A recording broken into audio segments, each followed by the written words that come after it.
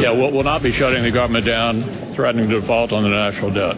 No, absolutely not. There's no time, place, or purpose of a government shutdown or default. That's simply ridiculous and something that a mature right, governing... That's enough. That's our new senator from Colorado. Unfortunately, sounds ridiculous. He has no idea what the history of these budget battles have been. The Republicans like to say, oh, we're all Reaganites, out of one side of their mouths, and then out of the other side of their mouths they say, forget Reagan. Yeah, we're all Bushies now.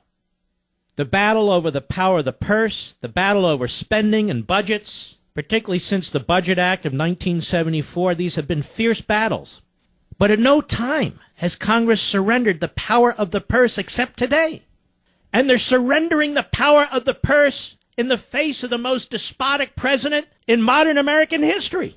They are surrendering the power that they have. They're embracing their own impotence in responding to a president who is going to order the legalization of illegal aliens by the millions in defiance of the Constitution, who's going to do the same when it comes to treaty requirements under the Constitution with Iran, whose government's doing the same thing with the EPA, and you heard the old fool who's the Republican leader in the Senate and one of the young fools who just came in telling you, no, that wouldn't be mature. We can do better than this.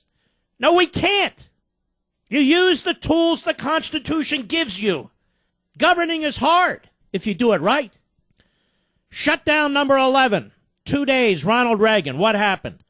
Passage of a spending bill was contemplated by the House, linking it to a crime-fighting package, which Reagan wanted, and a water projects package, which he opposed.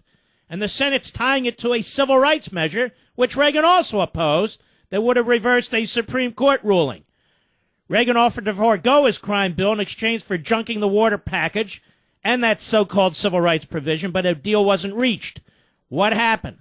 3-day spending extension was passed and signed so the parties could keep negotiating.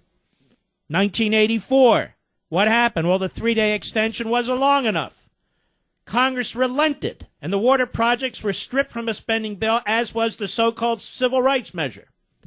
They passed a crime package along the lines that Reagan had wanted, and a compromise was worked out on funding for the Nicaragua Contras.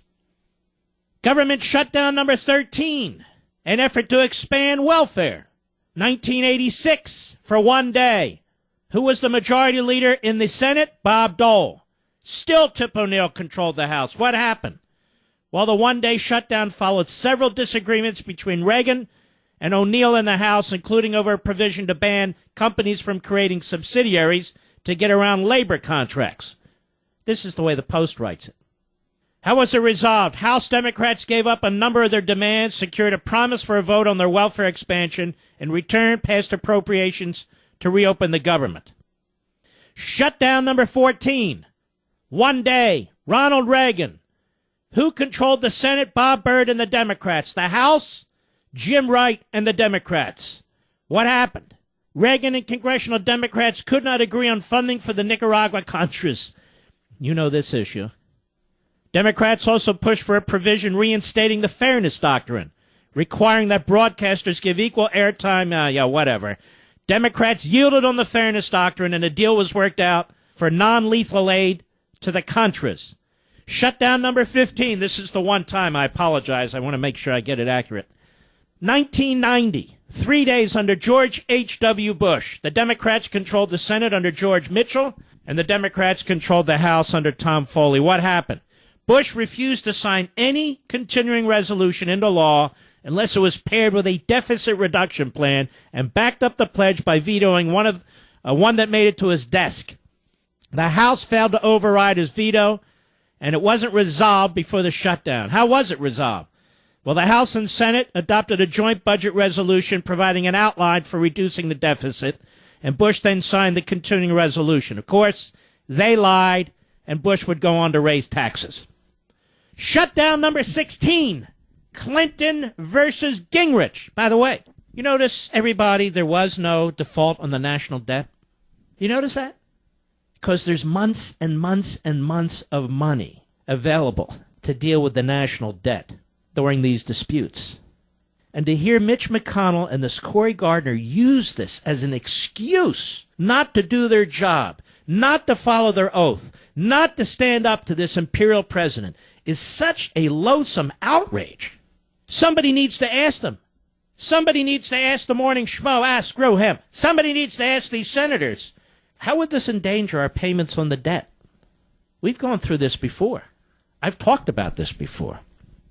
Clinton versus Gingrich, shutdown 1995. Bob Dole ran the Senate. Republicans controlled the House. Shutdown was for 5 days. The Republican Congress sent Clinton a continuing resolution that would have raised Medicare premiums, committed the president to balance the budget within 7 years. See, this is the only way you can get liberals to do things. And curtailed so-called environmental regulations. He vetoed it, triggering a shutdown. So how was it resolved? Well, the shutdown was ended when Clinton, Gingrich, and Dole reached an agreement to fund the government at 75% levels for 4 weeks while budget negotiations continued. Clinton also agreed to the 7-year balanced budget timeline. All the liberals and Democrats run around praising Clinton. He balanced the budget. Yeah, with a proverbial political gun at his head, thanks to Gingrich and the boys. And this clown, the morning schmo, he likes to run around and say he was the real fiscal conservative. Well, did he support this shutdown or not? Workers furloughed during the shutdown were eventually given back pay. Shutdown number 17, Clinton versus Gingrich, for 21 days, 1995 into 96. The Republicans controlled Congress, which, by the way, they would hold. They would hold for quite some time. I want to remind you the Republicans controlled Congress for the first 6 years of George W. Bush's administration and then lost it. And I'm pointing this out for a reason, because these same people who have advised George W. Bush, Karl Rove, Michael Gerson, Pete Wehner, they're still around, insisting that conservatives surrender, that we're dogmatic, that we're purists, when in fact it is they who are dogmatic and purists for big government. These are progressive Republicans. That's what they are. They're progressives. Why did this shutdown happen?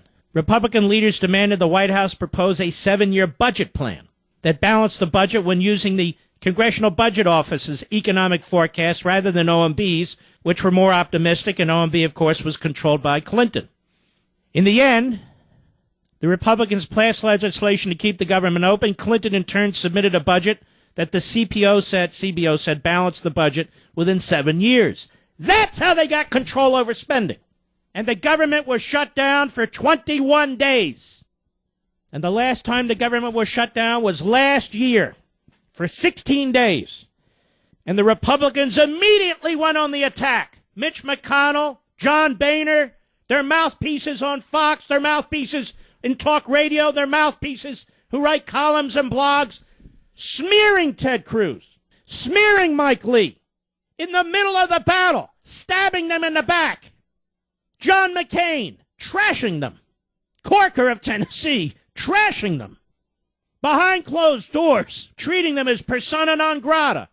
And now we're told they don't qualify for the offices they hold or any higher office because of this irresponsible act they took. And the Republicans gained 9 seats in the Senate and over a dozen seats in the House, a massive number of seats in state legislatures, several governorships. Ladies and gentlemen, there is no other way to control spending when you have a radical leftist as president than the power of the purse. That's common sense. There's no other way to attempt to control a lawless president who brazenly is violating the Constitution of the United States than the power of the purse if you're not going to impeach him. When you have the incoming Senate Majority Leader, a Republican, and one of the new Republicans from Colorado, Cory Gardner, mocking those who talk about the power of the purse, mocking those who seek ways to control this president, when the country's going to hell, when the economy's going to hell, when debt is going through the roof, when this man is trying to change the country, fundamentally transform it, opening the borders wide open, millions of people getting legalization. I want to remind you, when that happens, what the hell do you think's going to happen on the border the day after that? A man who uses the executive branch to rewrite our marriage laws. A man who uses the executive branch to attack industries and rewrite our clean air and clean water laws. A man who has used the executive branch to rewrite our sentencing guidelines. A man who has nothing but contempt for the Constitution and the other branches of government. I asked Mitch McConnell and Cory Gardner, and I ask all of these people, what the hell are you going to do about it? They're not going to do anything about it. They're not going to use the power of the purse. They weren't even burned last time when they were led by courageous Ted Cruz and Mike Lee and courageous certain House members. Gerald Ford, Jimmy Carter, Ronald Reagan, 41 once, Bill Clinton, all used the power of the purse or fought the power of the purse through the government shutdown process. It's not ideal, but it's all we have when dealing with a radical, out-of-control president who's pulling this country down day in and day out and fundamentally altering our constitutional system. Every example I just gave to you doesn't even come close to the circumstances we face today. They use the power of the purse for a host of reasons that I just read to you. Do you think these same people would use the power of the purse to try and keep an imperial president under control? You bet they would.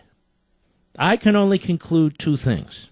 The Republicans who are in power today support amnesty because their benefactors support amnesty. That is, the big industrialists and the corporatists, the casino magnates, the media magnates, the Home Depot magnates, you name them. And they want cheap labor, and they want a lot of it. The hell with America, the hell with the citizenry, the hell with the rule of law. And these are the men and these are the industries that fund their campaigns and give them their power. That's number one. Number two, when it comes to Obamacare, I think it's quite clear now that the Republicans embrace the vast majority of it. They want to deliver the reversal of the medical equipment tax, the medical device tax, because that is a big issue with lobbyists. It has almost zero effect on you. But they'll do very little else. They'll do these show efforts, these show votes. But the minute they pass an omnibus bill, which means this massive spending bill, which they're pushing for early December, the first or second week in December, then it's over. Then there's no way to control this president. None whatsoever. So they're not Reaganites. Let's be clear. They have no guts.